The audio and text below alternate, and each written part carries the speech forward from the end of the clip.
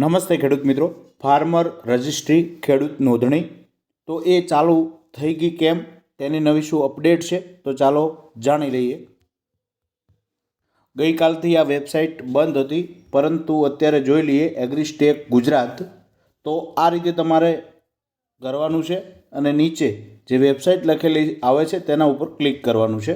તો ક્લિક કરીએ એટલે વેબસાઇટ ચાલુ થઈ ગઈ છે. તમે જોઈ શકો છો 7:45 વાગ્યા છે, તો એ ચાલુ થઈ ગઈ છે. તમે હવે એ રજિસ્ટર કરાવી શકો છો.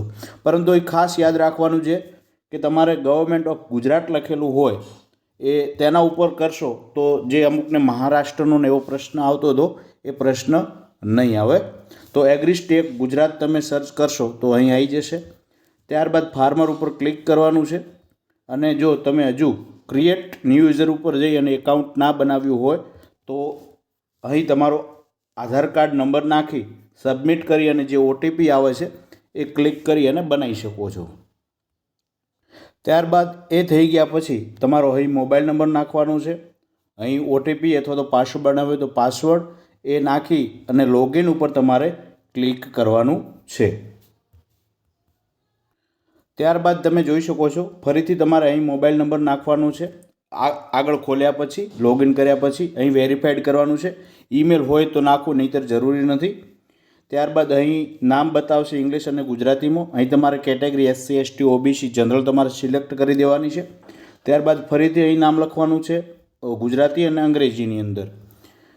ત્યારબાદ પાન નંબર કે અન્ય કિસાન ક્રેડિટ હોય અને બેંક એકાઉન્ટની વિગતો તમારે નાખી દેવાની છે. ત્યારબાદ જો દિવ્યાંગતા હોય તો એડ ઉપર ક્લિક કરી અને તમે કરી શકો છો. ત્યારબાદ તમારું એડ્રેસ પણ આવી જશે. અહીં ઓનર ઉપર ક્લિક કરવાનું છે અને ઓક્યુપેશનમાં તમારે સિલેક્ટ કરવાનું છે. ત્યારબાદ ફેચ લેન્ડ ડિટેલમાં જશો, બરાબર છે. તો તમારે તમારો જિલ્લો સિલેક્ટ કરવાનો છે, તાલુકો અને ગામ. પછી નીચે સર્વે નંબર અને પૈકી સર્વે નંબર નાખવાનો છે. એ નાખશો એટલે નીચે આવી જશે. તેની અંદર સિલેક્ટ કરી અને પછી અહીં આવી જાય પછી વેરીફાઈ લેન્ડ ઉપર ક્લિક કરવાનું છે. અહીં તમે આ રીતના જશો તો એ આખું બતાવશે. ત્યારબાદ કેટલી જમીન છે, શું છે એ તમામ આવશે. ત્યારબાદ રેવન્યુ ઉપર ક્લિક કરી અને બંને ઉપર ક્લિક કરવાનું છે અને સેવ કરી દેવાનું છે. સેવ ઉપર ક્લિક કર્યા પછી તમે જોઈ શકો છો પ્રોસેસ ટુ સિગ્નેચર આવશે. ત્યારબાદ આગળ ઓટીપી આધારનો માગશે. અહીં આધાર નંબર નાખી દેવાનો છે ક્લિક કરી અને નીચે ઓટીપીનો ઓપ્શન આવશે અને એ ઓટીપી આવે અહીં નાખી દેવાનું છે. ત્યારબાદ એ થઈ જશે, બરાબર છે.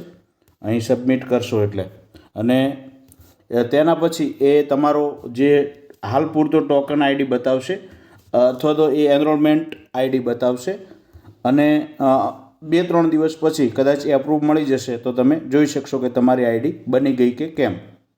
હવે બીજા સમાચાર એક છે. ભારત સરકારે PM કિસાનના આગામી ડિસેમ્બરના હપ્તા માટે ખેડૂત આઈડીની નોંધણી કરી ફરજિયાત. 30 નવેમ્બર સુધી PM કિસાનના લાભાર્થીએ કરાવવાની થશે નોંધણી. ખેડૂતો જાતે અથવા તો ગ્રામ પંચાયતમાં પણ કરી શકે છે. વધુ માહિતી માટે તલાટી કમ મંત્રી ગ્રામ સેવકનો પણ સંપર્ક કરી શકે છે. તો આ પ્રકારના સમાચાર હતા. તો અત્યારે મિત્રો એ એગ્રીસ્ટેક જે એપ્લિકેશન છે, જે રીતે મેં કહ્યું છે એ જ રીતે તમે ગૂગલ સર્ચમાં કરી અને જાતે પણ તમે કરી શકો છો નોંધણી. તો હાલ ચાલુ થઈ ગઈ છે, ફટાફટ એની નોંધણી કરી નાખો. કોઈ પણ પ્રકારનો પ્રશ્ન હોય તો કોમેન્ટ બોક્સમાં જણાવતા રહેજો. થેન્ક યુ, આભાર.